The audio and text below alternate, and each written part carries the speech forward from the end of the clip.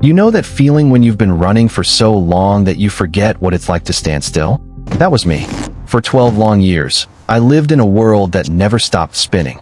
Chicago, the city of ambition, noise, and endless competition. I worked in corporate real estate, closing deals that made other people rich while I slowly lost pieces of myself with every handshake and fake smile. I was good at it. Really good. But being good at something that's killing you from the inside, that's not success. That's survival. And I was tired of just surviving. So one day, after another soul-crushing meeting where I watched colleagues backstab each other for a promotion, I made a decision that everyone thought was crazy. I decided to disappear. Not completely. I wasn't running from the law or hiding from enemies. I just wanted to be forgotten. Forgotten by the noise. Forgotten by the endless emails, the office politics, the suffocating pressure to always be on. I wanted to find a place where the only thing that mattered was whether I remembered to chop enough wood for the fire. I spent months searching, scrolling through remote property listings late into the night, dreaming of a different life. And then I found it. A small piece of land deep in the mountains of Colorado. It wasn't much by real estate standards. No mansion, no modern amenities, no celebrity neighbors. Just 40 acres of pure, untouched wilderness surrounded by towering pine trees and the kind of silence that most people have forgotten exists. The listing photos were simple, almost amateur, but there was something about them that spoke to me. The way the morning light filtered through the trees. The small clearing where you could build something modest.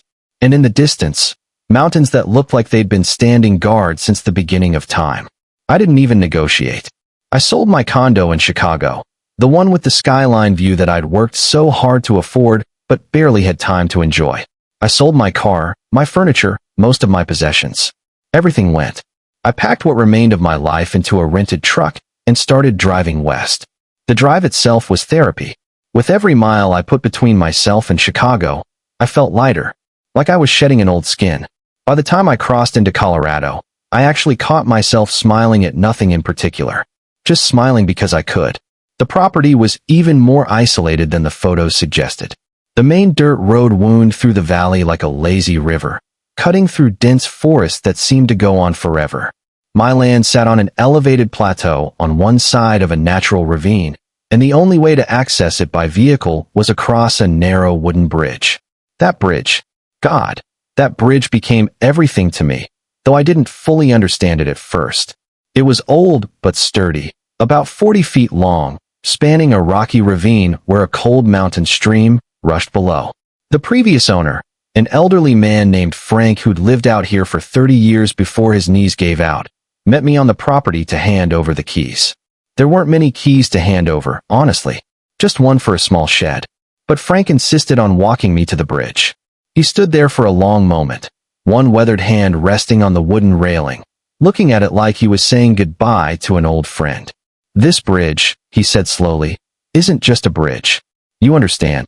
I nodded, though I didn't really understand. Not yet. Without it, he continued, you're completely cut off. No car access. No deliveries. Emergency services can't reach you. It's your lifeline to the outside world.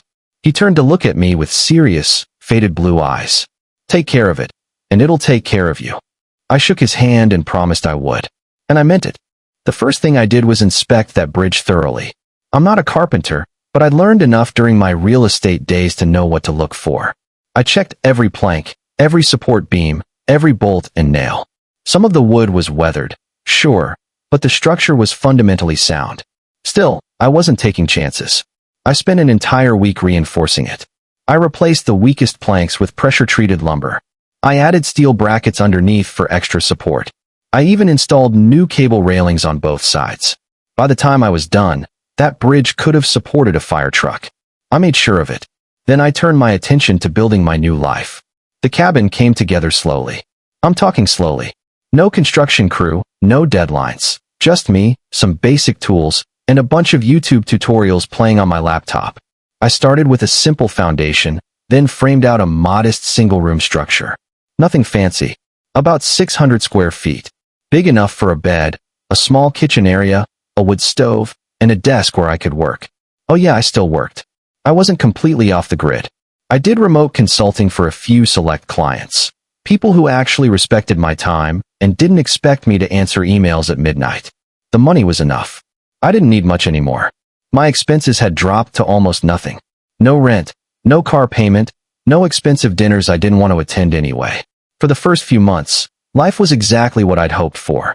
I'd wake up with the sun, make coffee on a small propane stove while watching the mist rise off the valley, spend a few hours working, then the rest of the day building, exploring, or just sitting outside and doing absolutely nothing.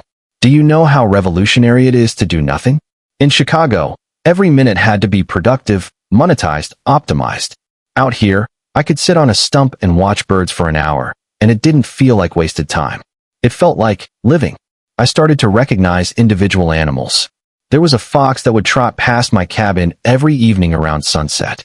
A family of deer that grazed in my clearing every morning. Even a black bear that I spotted a few times from a distance. Massive, powerful, but completely disinterested in me as long as I kept my food secured. The silence became my companion. Not the oppressive silence of loneliness, but the rich, full silence of a world that doesn't need constant noise to prove it exists. For the first time in over a decade, I felt like myself again. I should have known it was too good to last. It started with a sound I hadn't heard in months, the rumble of heavy machinery. At first, it was distant, easy to ignore. I figured maybe the county was doing road maintenance or something. But day after day, the noise grew louder. Closer. About half a mile downhill from my property, I started noticing activity. Trees being cleared, large trucks hauling equipment. The high-pitched beep of vehicles backing up echoed through the valley at all hours. I hiked down one afternoon to see what was going on. What I found made my heart sink. A massive construction site. And I mean massive. Dozens of workers. Excavators tearing into the earth. Concrete trucks lined up like soldiers. And right at the entrance, a huge billboard with a glossy rendering of what was coming. Silver Ridge Luxury Resort. Opening Fall 2025. Experience wilderness in ultimate comfort. A resort. They were building a resort. Out here. In the middle of my nowhere. I stood there staring at that sign, feeling something twist in my gut. This wasn't just some small family operation. This was big money. Corporate development. The exact kind of thing I'd moved here to escape. Still, I tried to be reasonable. The valley was big. Maybe we could coexist. Maybe they'd stay on their side, and I'd stay on mine. I was naive. Over the next few weeks, the changes were impossible to ignore. The peaceful mornings were shattered by the sound of chainsaws and jackhammers. The streams that used to run clear started showing signs of runoff. Murky water, disturbed sediment. Entire sections of forest that I used to hike through were just gone, replaced by raw dirt and construction debris. And then the traffic started. My little dirt road, which used to see maybe one vehicle a week, suddenly became a daily route for construction trucks. They'd barrel past my bridge, kicking up dust, shaking the ground. I started worrying about the integrity of the road itself. But I kept to myself. I didn't want trouble. I just wanted to be left alone. Then one evening, just as the sun was setting and painting the sky in shades of amber and purple, I heard a vehicle approach. But this one didn't pass by. It stopped, right at my bridge. I walked outside and saw a black SUV, pristine, expensive, completely out of place in the dirt and wilderness. The engine shut off, and two men stepped out. They were wearing suits. Not hiking boots or work clothes. Suits. Polished shoes. Designer watches that probably cost more than my entire cabin. The taller one had silver hair, slicked back perfectly. His smile was white, practiced, and utterly empty. The second guy was younger, built like he spent serious time in a gym, with cold eyes that scanned my property like he was already calculating its value. The tall one walked toward me, hand extended. "Evening," he said smoothly. "Name's Richard Carter. I'm the development director for Silver Ridge." I shook his hand because instinct took over, but I didn't like the way he held it a second too long, like he was establishing dominance. "I'm aware of your project," I said carefully. "Good, good." He smiled wider. "Then you know we're bringing something really special to this area. Jobs, tourism, economic growth." I didn't respond. He glanced back at my cabin, then at the bridge we were standing near. "Beautiful spot you've got here. Real rustic. Must be peaceful." "It was," I said. He chuckled like I'd made a joke. "Listen, I'll cut to the chase. We're looking to expand our footprint a bit, And your land? Well, it's positioned right where we'd love to build a private access road and maybe some executive cabins. We're prepared to make you a very generous offer. There it was. I'm not selling, I said flatly. His smile didn't fade, but something shifted in his eyes. I understand the attachment. I do. But this is a significant opportunity. We're talking about a substantial cash offer for land that, let's be honest, doesn't have much commercial value otherwise. It has value to me. The second man stepped forward, arms crossed. You should really think about it, he said. His voice was lower, harder. This area is changing. Development's coming whether you like it or not. Better to be part of it than get left behind. I felt my jaw tighten. I'll take my chances. Carter's smile finally disappeared. He exchanged a glance with his associate, then looked back at me. There's also the matter of that bridge, he said, gesturing behind him. It's the only access route to this area. If we expand, we'll need to ensure it meets commercial safety standards. Engineering surveys, weight limits, county inspections, that sort of thing. My stomach dropped. This is private property. That bridge is mine. Sure, Carter said, raising his hands in mock surrender. But if the county gets involved, things can get complicated. Expensive. You might be forced to upgrade it. Or, he paused deliberately. Close it down altogether. I stared at him, understanding exactly what he was doing. This wasn't a negotiation. It was a threat. They left shortly after, but the damage was done. I stood there on my bridge long after their SUV disappeared, watching the dust settle on the dirt road. My hands were shaking. Not from fear. From rage. I'd dealt with people like Carter my entire career. Developers who bulldozed everything in their path. Investors who saw land as nothing more than numbers on a spreadsheet. I'd worked alongside them, made money with them, even become one of them for a while. And I'd moved here to escape that world. But they'd followed me. Over the next few weeks, strange things started happening. At first, they were small, easy to dismiss. A construction truck would park near my bridge for hours, blocking access. When I'd confront the driver, he'd apologize and move, but it kept happening. One morning, I found fresh tire tracks on my property, near the tree line. Someone had been driving around my land. At night. Then I noticed the nails. I was walking across my bridge one afternoon when I spotted them, several large nails scattered across the wooden planks. Not rusted or old. New. Sharp. Placed in a way that could easily puncture a tire. I collected them carefully, my mind racing. Coincidence? Maybe. But I didn't believe in coincidences anymore.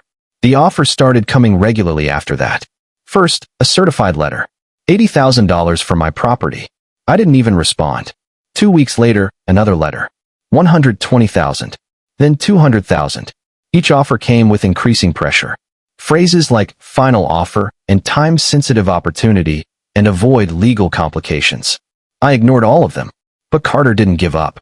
He showed up twice more, each time with a slightly harder edge. The friendly mask slipping just a little. You're making this difficult for everyone, he said during his last visit. I'm not making anything difficult. I shot back. I'm just living my life. You're the ones who showed up here. Progress doesn't wait for stubborn people, he replied coldly. After he left that day, I had a feeling deep in my gut. Something bad was coming.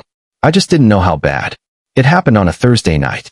I remember because I'd spent the day fixing a leak in my cabin roof and was exhausted. I made a simple dinner, read for a while by lamplight, then went to bed early. I was deep asleep when the sound woke me. Crack. It was loud enough to cut through my dreams. Sharp. Violent. Wrong. I jolted awake, heart pounding, disoriented in the darkness. Then I heard it again. Crack. Crack. Wood splintering. Metal groaning. I threw off my blankets and stumbled to the window. Nothing visible from there. I grabbed my flashlight, pulled on boots, and ran outside into the cold night air. The beam of my flashlight cut through the darkness as I sprinted toward the bridge.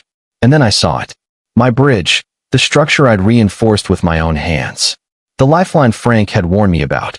The only connection between my world and everything else was collapsing. I watched in horror as the center support beam gave way with a sickening crack. Wooden planks tumbled into the ravine below, crashing onto the rocks and into the rushing stream. Steel cables snapped like guitar strings, whipping through the air. Within seconds, the entire structure came down. 40 feet of bridge. Gone. I stood there at the edge of the ravine, flashlight shaking in my hand, staring at the wreckage below. Shattered wood, twisted metal, destruction. The cold mountain air bit at my skin, but I barely felt it. All I could feel was the weight of realization settling over me like a suffocating blanket. This wasn't an accident. Bridges don't just collapse. Not ones that were solid a few hours ago. Not ones I'd personally reinforced. Someone did this. And I knew exactly who.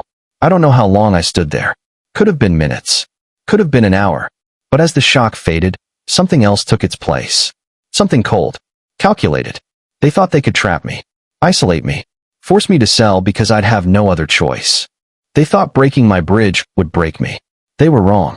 I'd spent 12 years in corporate real estate. I'd learned how to fight in boardrooms and backrooms. I'd learned how to find leverage, exploit weaknesses, and turn someone's strength into their downfall. I'd walked away from that world, but I hadn't forgotten how it worked. If Carter and his resort wanted a war, they were about to get one. And by the time I was done, they'd wish they'd never heard my name. I turned away from the destroyed bridge and walked back to my cabin.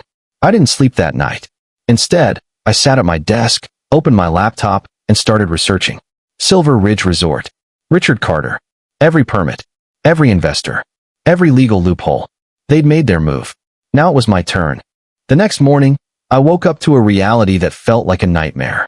I reached for my phone out of habit, thinking I'd call someone. The sheriff, maybe a lawyer, hell, even just a friend who could tell me I wasn't losing my mind.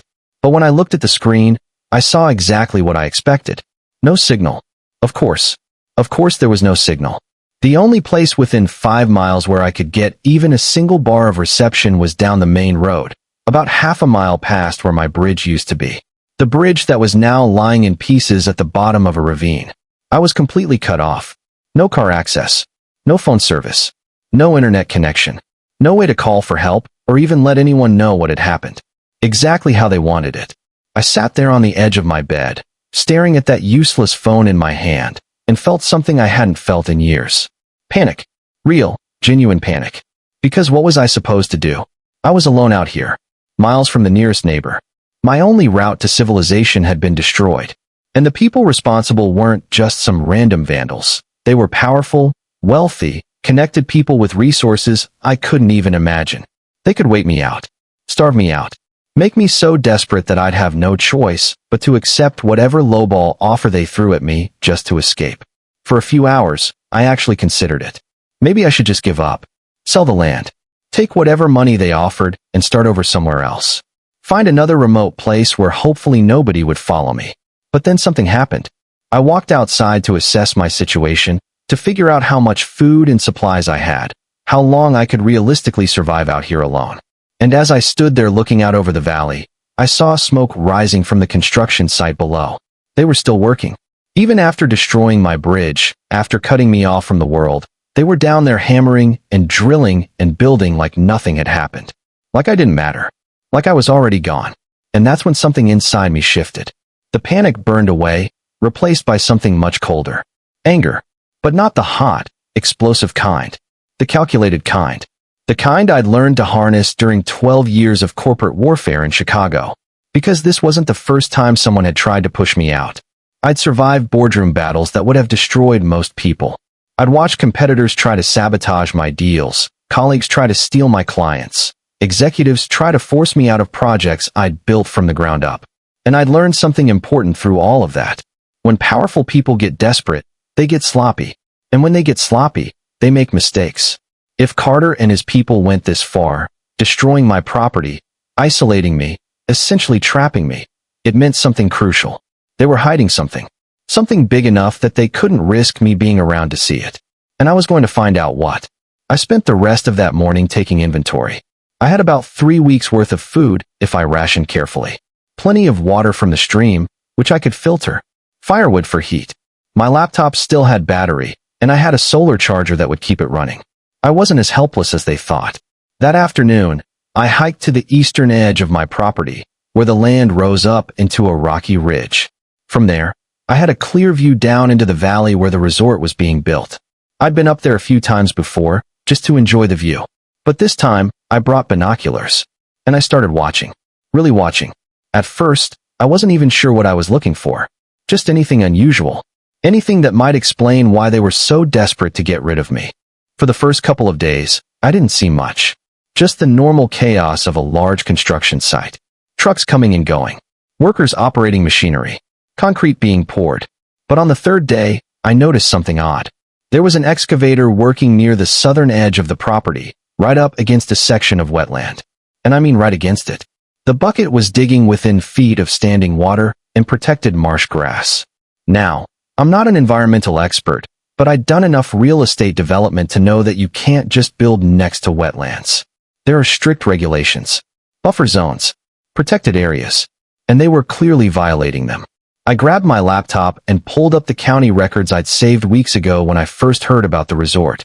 I found the site plan that had been submitted with their building permits. According to the official documents, construction was supposed to stay at least 100 feet away from any wetland areas. But through my binoculars, I could see they were half that distance. Maybe closer. That was violation number 1. I kept watching. Over the next few days, I documented everything I could see from my ridge. And the more I watched, the more violations I spotted. There was dumping happening near a stream that fed into the main river. Not just construction debris. I'm talking about barrels of something that left dark stains in the dirt. Chemical waste, maybe. Definitely not legal. There were trucks coming and going at weird hours. Late-night deliveries with no company markings. That suggested they were trying to hide something from inspectors. And then I noticed the biggest problem of all. The boundary lines. I pulled up the property records and compared them to what I was seeing through the binoculars.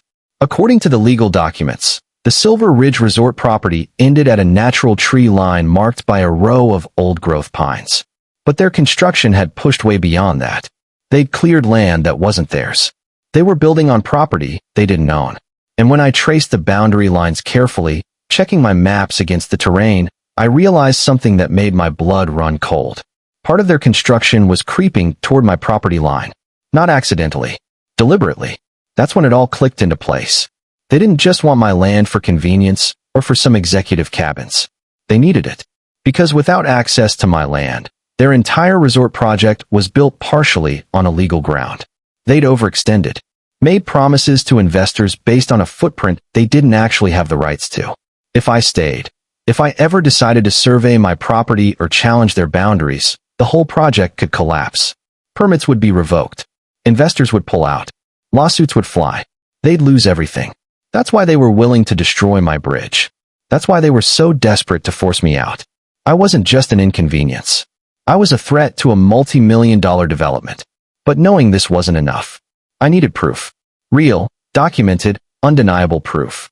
And getting it wasn't going to be easy. The next morning, I packed a backpack with my camera, my phone, a portable battery pack, some food, and water. Then I did something crazy. I hiked down into the valley. Not on the road. That would be too obvious. Instead, I used an old hunting trail I discovered weeks ago that wound through the dense forest on the far side of the ridge. It was overgrown and steep, but it eventually came out on the opposite side of the construction site. It took me almost 3 hours of careful hiking, but I made it. I stayed hidden in the tree line, moving slowly, staying low. The construction workers were focused on their jobs, and the site was big enough that one person in the shadows could move around without being noticed. For the next several hours, I documented everything. I took photos of the excavator working right up against the wetland. I took video of workers dumping barrels near the stream, the dark liquid seeping into the ground. I used my phone's GPS to mark the exact coordinates of where their construction crossed the legal boundary line. I even managed to get close enough to read some of the labels on equipment and supply trucks. Company names, license plates, shipping manifests that were carelessly left out. It was risky. Insanely risky. At one point, a supervisor walked within 20 feet of where I was crouched behind a pile of lumber. I held my breath, completely still, until he moved on. But I got what I needed. Hours of footage, hundreds of photos, GPS data, timestamps, undeniable proof of multiple violations, environmental destruction, illegal dumping, boundary encroachment, everything. By the time the sun started setting, I carefully made my way back up the trail, exhausted but buzzing with adrenaline. I had the evidence. Now I just needed to get it out. And that was the hardest part. Because I was still trapped. No bridge. No vehicle access. No phone signal. I spent that night in my cabin, backing up all the photos and videos to my laptop, organizing everything into folders, writing detailed notes about what each piece of evidence showed. Then I made a decision. If they wanted to isolate me, fine. But I wasn't staying isolated. The next morning, I packed a larger bag. More food, water, my laptop, backup batteries, all the documentation I'd gathered. And I started hiking. Not on the hunting trail. That was too slow. I went north, following the ridge line, moving parallel to the valley. It was rough terrain, rocky, steep, covered in dense pine forest. But I'd studied the maps. I knew that if I kept going for about 8 miles, I'd eventually hit a fire service road that connected to a small rural highway. From there, I could reach the nearest town. It took me 2 full days. 2 days of sleeping on the ground, rationing food, navigating by compass and landmarks. My legs were screaming. My feet were covered in blisters. But I kept moving. Because I had a mission now. And nothing was going to stop me. On the afternoon of the second day, I finally stumbled out onto that fire road. It was overgrown and barely maintained, but it was there. I followed it for another 3 miles until I saw pavement. A real road. And about an hour later, a truck driver gave me a ride into the nearest town, a tiny place called Pinewood, population maybe 800. I must have looked like hell. Dirty, unshaven, limping. The driver asked if I was okay. Yeah, I said. Just a long hike. He dropped me off at a gas station, and the first thing I did was charge my phone. The second thing I did was check for signal. Full bars.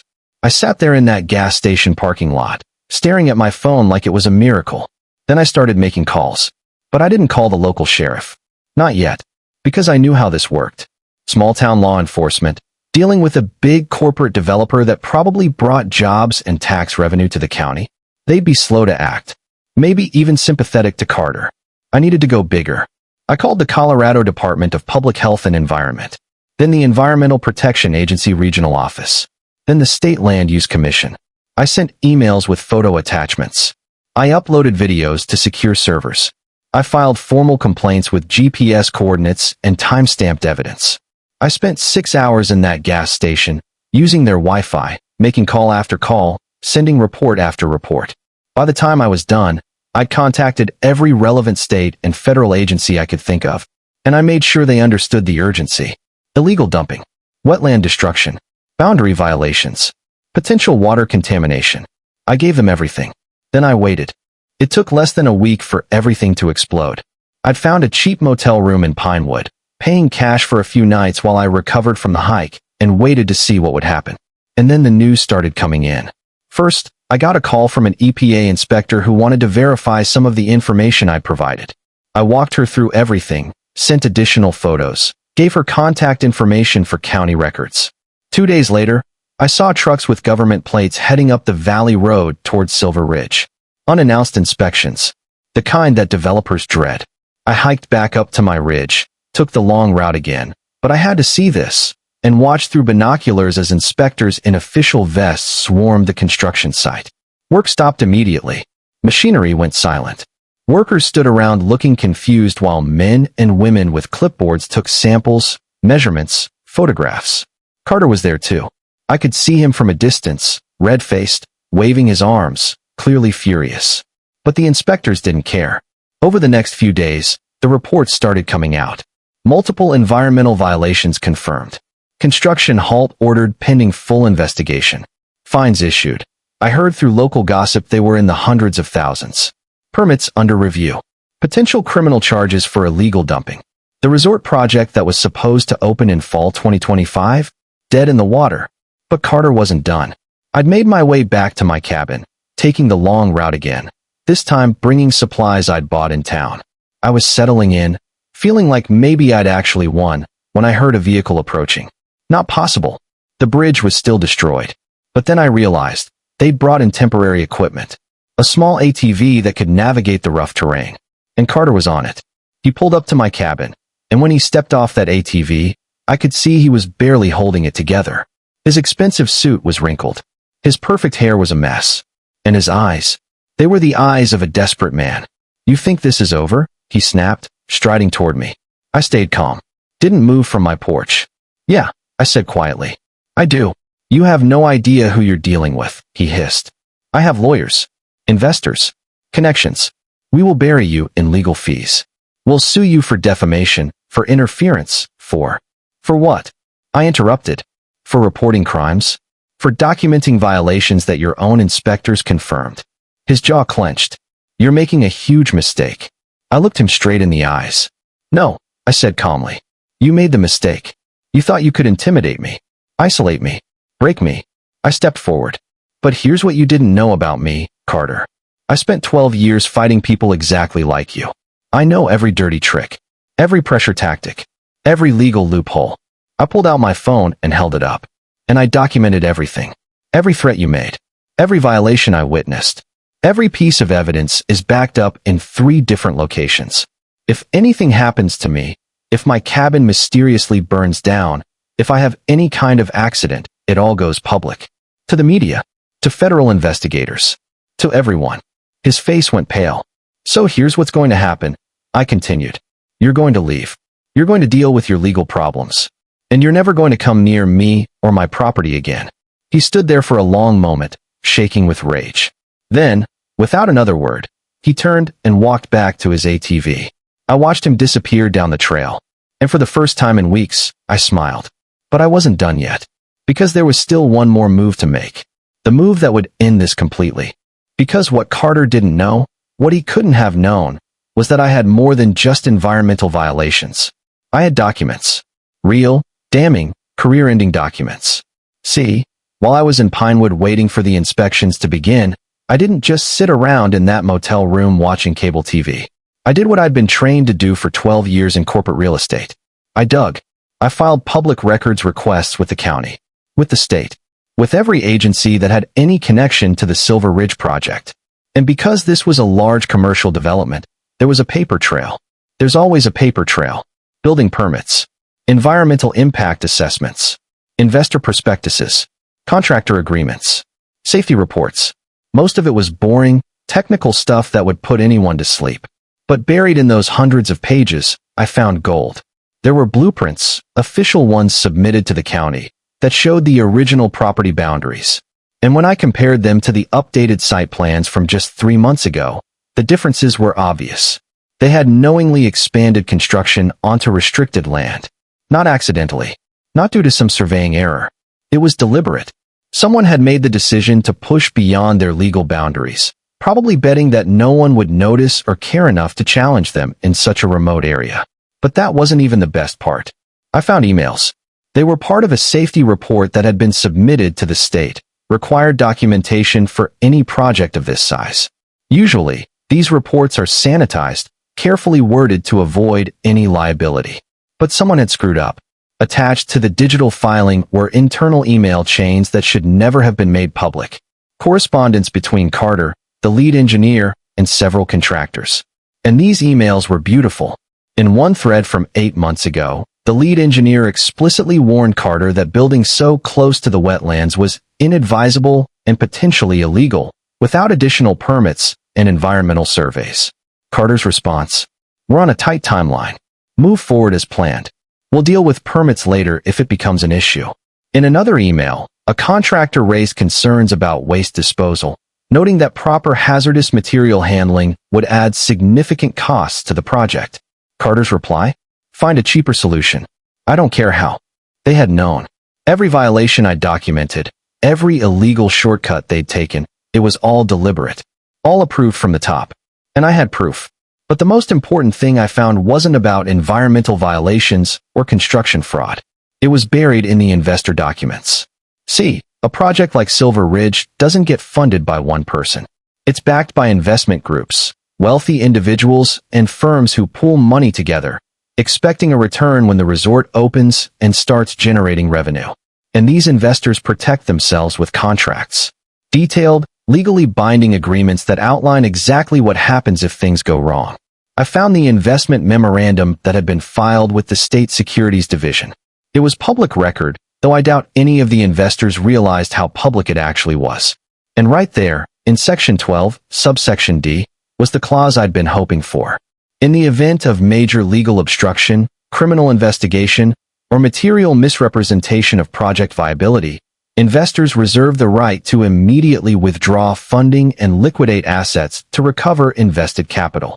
Major legal obstruction. That was the key phrase. Environmental violations, construction halts, government investigations, those definitely qualified. But here's the thing about investors. They're not loyal. They don't care about vision or perseverance or seeing a project through hard times.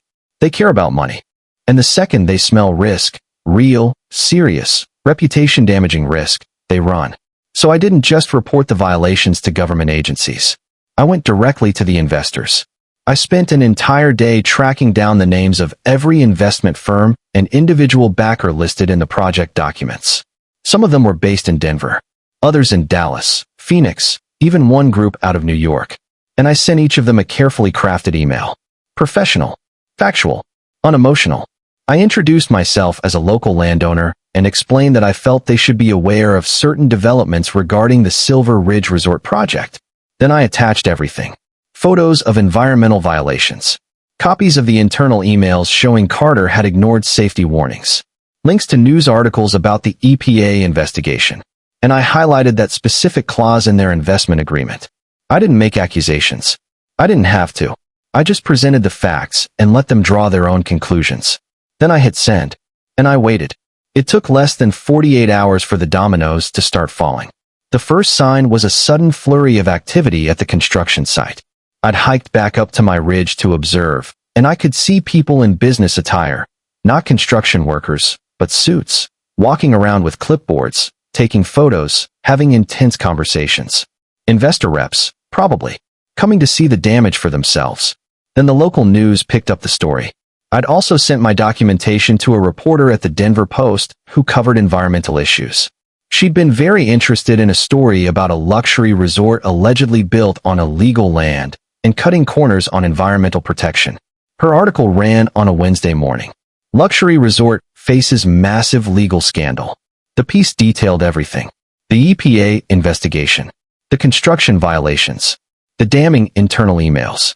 She'd even interviewed some of the investors, who gave carefully worded statements about reviewing the situation and assessing project viability. By Thursday, it had been picked up by the Associated Press. By Friday, it was national news.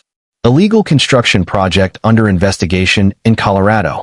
Environmental groups demand answers on resort violations. The headlines kept coming. And with each article, with each news segment, the pressure mounted. I watched it all unfold from my cabin, monitoring news sites on my laptop, seeing the story spread like wildfire across social media. Environmental activists started showing up in the valley, staging protests at the construction site entrance. Local politicians who'd originally supported the project suddenly began distancing themselves, releasing statements about the importance of environmental protection and legal accountability. And the investors? They did exactly what I knew they would. They ran. One by one, the investment firms started pulling out. First, it was announced as a temporary pause in funding pending investigation results. Then it became a strategic reassessment of project participation. And finally, the truth. Complete withdrawal of financial support. The money dried up overnight. And without money, construction couldn't continue. Workers started getting laid off. Equipment was repossessed. Contractors filed liens for unpaid work. The whole project began collapsing in on itself like a house of cards. I watched from my ridge as the construction site slowly went silent. The machinery stopped running. The workers stopped showing up. Within 2 weeks, the place looked abandoned. Just empty buildings in various states of incompletion, surrounded by torn-up earth and piles of unused materials. The Silver Ridge Luxury Resort, the project that was supposed to bring economic growth and luxury tourism to this remote valley, was finished. Not completed. Finished. Destroyed before it ever had a chance to open. And I'd done it without throwing a single punch, without breaking any laws, without stooping to their level. I'd just exposed the truth and let the consequences play out naturally. About a month after the project collapsed, I was working on my cabin when I heard a vehicle approaching. My new bridge had just been completed the week before. Oh, yeah, I should mention that. Part of the fallout from the whole disaster was that Carter's company faced multiple lawsuits. From contractors they'd stiffed. From investors who claimed fraud. From environmental groups seeking damages. And my lawyer, yes, I'd hired one with some of the money I'd saved from my Chicago days, filed a claim for the destruction of my bridge. We had evidence it had been sabotaged. The county engineer who inspected the wreckage confirmed that the support beams had been deliberately cut, not naturally collapsed. And while we couldn't prove definitively that Carter had ordered it, his company was the only entity with motive and opportunity. They settled. Rather than face another legal battle they'd probably lose, they wrote a check. Enough to build a new bridge, a much better one, with plenty left over. So when I heard that vehicle approaching, I walked across my beautiful new bridge, steel and concrete this time, built to last decades, and saw a car I didn't recognize pulling up. For a second, I tensed, wondering if this was more trouble. But the woman who stepped out was holding a camera and a notepad. "Hi," she said with a friendly smile. "I'm Jessica Chun from the Colorado Environmental Report. I'm doing a follow-up story on the Silver Ridge situation. Do you have a few minutes?" I almost laughed. 6 months ago, I'd moved here to disappear, to be forgotten. Now reporters were seeking me out. We talked for about an hour. I gave her the full story, how I'd discovered the violations, how I'd documented everything, how I'd reported it to the authorities and the investors. She asked me how it felt to take down a multi-million-dollar development project. I thought about that for a moment. "I didn't take it down," I finally said. "They took themselves down. I just made sure people knew the truth." Her article came out a week later. It was fair, well-researched, and it painted me as something I never intended to be. A local hero who stood up to corporate greed. Suddenly, I started getting emails. Messages from environmental groups thanking me. Notes from other landowners in similar situations asking for advice. Even a few interview requests from podcasts and news shows. I ignored most of them. That wasn't why I'd done this. I didn't want fame or recognition. I just wanted to be left alone. But there was one message I did respond to. It was from Frank, the elderly man who'd sold me the property. He'd seen one of the news articles and wanted to reach out. "I always knew that bridge was important," he wrote. "But I never imagined it would be the thing that saved the whole valley. Good work, son." That message meant more to me than any headline or interview request ever could. As for Carter, I heard through the local grapevine that he left Colorado about 2 months after everything fell apart. The legal troubles were too much. The investors were suing him personally. His reputation in real estate was destroyed.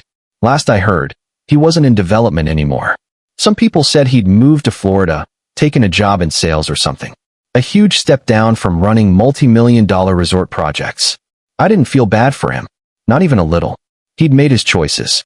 He'd cut corners, ignored warnings, destroyed my property, and tried to intimidate me into submission. He'd gambled that he could get away with it because he had money and power, and I was just one person in the middle of nowhere. But he'd forgotten something important. Sometimes the person you underestimate is the most dangerous one. Now, sitting here on my porch as the sun sets over the valley, I can finally say that life has returned to what I wanted it to be. Peaceful, quiet, mine. The construction site below has been completely dismantled. Part of the legal settlement required full environmental remediation. They had to remove all the structures, restore the wetlands, replant trees, clean up the contamination. It took almost 6 months, but now you'd barely know anything was ever there. The valley looks almost exactly like it did when I first arrived. Maybe even better, because now it's protected. The publicity from the case led to the entire area being designated as environmentally sensitive. New regulations were put in place. Any future development proposals face much stricter scrutiny. Basically, what happened with Silver Ridge can never happen again. And my bridge? It's standing strong. I reinforced it even more than necessary, just because I could. It's beautiful, honestly. Solid steel beams. Thick wooden planks. LED lights I installed underneath that illuminate the ravine at night. It's not just functional. It's a statement. A reminder that I'm still here. That I'm not going anywhere. Sometimes, late in the evening, I walk out to the middle of that bridge and just stand there, listening to the stream below, watching the stars emerge in the darkening sky. And I think about everything that happened. How they tried to trap me by breaking my bridge. How they thought destroying my one connection to the outside world would make me helpless. How they underestimated exactly who they were dealing with. They wanted to isolate me. Instead, they gave me a reason to fight. And when I fought back, I didn't just win. I ended their entire resort. turned their multi-million-dollar dream into a cautionary tale about what happens when greed and arrogance meet someone who refuses to be pushed around. People sometimes ask me if I'd do it all again. If I'd go through the stress, the fear, the weeks of being cut off and uncertain. And the answer is simple. I didn't have a choice. They made the first move. I just finished the game. Now, finally, I have what I came here for. Peace, silence, a life that's mine, and a bridge that will stand long after everyone's forgotten the resort that tried to destroy it. They tried to trap me, but all they did was prove something I'd learned a long time ago in those Chicago boardrooms. Never underestimate the quiet ones. Because we're not quiet because we're weak. We're quiet because we're patient. And when we finally make our move, we make it count. The sun has fully set now. The valley is dark except for the lights from my cabin and the soft glow from under my bridge. I take one last look at the empty space where Silver Ridge was supposed to stand, and I smile. Then I turn around and walk home. Across my bridge. My beautiful, unbreakable bridge. And I don't look back.